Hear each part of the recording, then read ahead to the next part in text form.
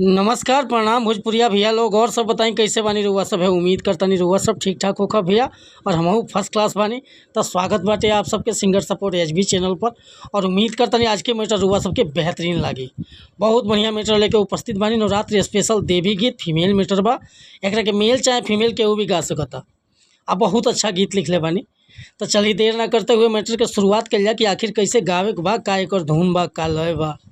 लेकिन video start कर से पहले भैया एगो बात बतावल चाह कि रुआ अगर नया सिंगर बानी आ सिंगिंग में इंटरेस्ट बा, अच्छा मैटर के तलाश में भटकतानी, बढ़िया गीत नहीं खे मिलत, सही तुकबंदी नहीं खे मिलत, चाहे आपके मन पसंद के मीटर नहीं खे मिलत, तो भैया अगर हमरा चैनल पर आ गए बानी एकदम निश्चिंत रही, निराश भैया की जरूरत नहीं खे।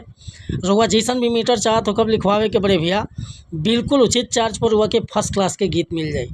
काहे कि हम हर तरह के गीत लिखेनी, हिंदी में, भोजपुरी में, ट्रैक पर, नया सॉन्ग, मगही, कोनो प्रकार के रुआ गीत लिखवाओ के बा।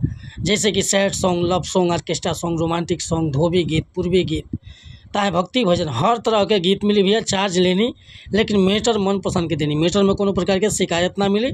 आ तुकबंदी कहीं खटकी ना गावे के बेरा।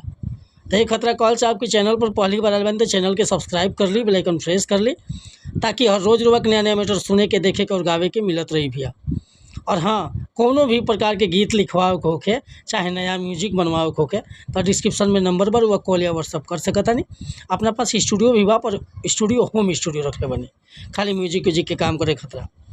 तो चाहे गाना लिखवाओ के होखे, चाहे म्यूजिक बनवाओ के होखे, तो कॉल या व्हाट्सअप कर सकता नहीं भैया। आज के मैटर बाटे एगो बहुत पुरान धुन रहे, हिंदी पिक्चर के गाना रहे कि दिल ले गया हो, दिल ले गया परदेसी, कोई रोक ना था, क्या होगा होगा होगा मेरा सोचना था। यह लय बा। लेकिन देखिए पर एगो औरतिया माई के दरबार में गई बिया, लड़की, गलती से औरत कह दनी, एगो लड़की माई के दरबार में गई बिया, कहतिया माई से कि एगो अर्जी लेके हो, एगो अर्जी लेके अइनी तोहरे दुआर मैया जी हो, एगो अर्जी लेके अइनी तोहरे दुआर मैया जी, आ दीह हमरा के दुल्हवा रंगदार मैया जी हो, दीह हमरा के दुल्हवा रंगदार मैया जी।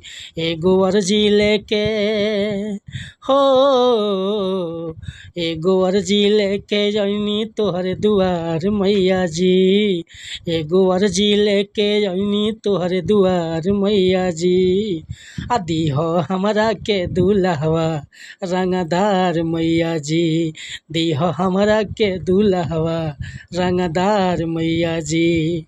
तकरा के मेल चाहे फीमेल केहू भी गा सकता। वीडियो में बाकी जगह फिल्मा फिल्मा दे, लेकिन मीटर ज़बरदस्त। अगर मीटर पसंद बा, फुल गीत लिखवावे के चाहता नहीं, तब हिचक रुआ कॉल या व्हाट्सअप कर सकेला। डिस्क्रिप्शन में हमारा नंबर बा, चाहे व्हाट्सअप नंबर बता देता नहीं, 8874473128। कोनो प्रकार के गीत खतरा, चाहे म्यूजिक बनवावे खतरा, कॉल या व्हाट्सअप कर सकता नहीं। वीडियो पसंद आए तो लाइक करब, कमेंट करब, आ चैनल पर पहली बार आए तो चैनल के सब्सक्राइब कर ले। मिला था नहीं फिर से अगला वीडियो में कुछ नया गाना के साथ, तब तक लिए अनुमति चाहता नहीं। नमस्कार प्रणाम धन्यवाद भैया। जय हिंद, जय भारत, जय भोजपुरी समाज।